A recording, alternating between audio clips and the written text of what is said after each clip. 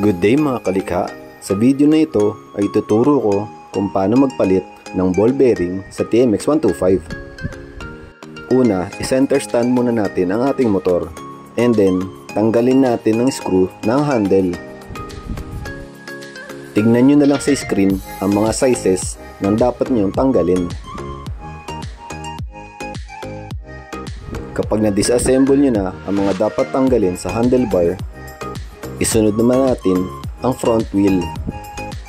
Mas madali na kasing hugutin ang front shock pag wala ng gulong sa harap.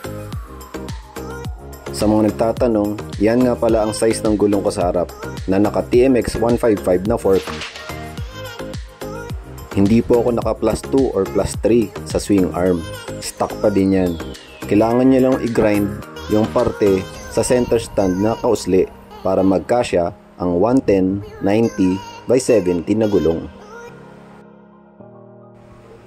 Bago nyo tuluyang alisin ang front wheel sa motor, make sure lang na meron pang kalso sa mismong motor nyo para hindi tumumba bukod sa center stand. Kapag naalis na natin yung front tire, tanggalin naman natin yung 12mm size ng T-post bolts.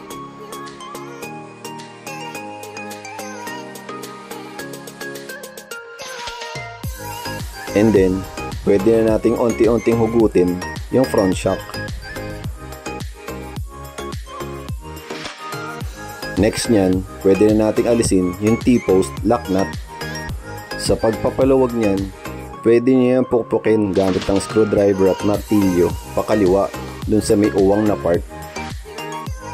And next, ma-access nyo na yung ball and cone race. Kailangan din natin yung tanggalin dahil hindi na natin yung kailangan para sa ball bearing type. Para matanggal yung ball race, kailangan natin ng mahabang bakal at pampukpok para masikko at palabas at maalis ito. Ayan ang itsura ng steering tube pag wala ng ball race. Next nyan, kailangan yung silsilin yung cone race sa baba sa may T-post. Pero huwag nyo yan itatapon dahil yan ang gagamitin natin para makabit ang bottom ball bearing. Ito nga palang gagamitin natin, SK brand na heavy duty bearing type. Set na nga pala yan pag binili. Make sure na yung may malaking diameter na butas ng ball bearing ang mismong ikakabit natin sa ibaba ng T-post. And then yung mas maliit sa ibabaw ng steering tube. Make sure din na tama ang pagkakasunod-sunod ng pagkabit. Una muna yung washer and then yung rubber dust seal, sa kanya na ikabit yung mismong bottom ball bearing. Gamit ang lumang bottom cone race, pupukin natin to hanggang bumaba ang bottom ball bearing.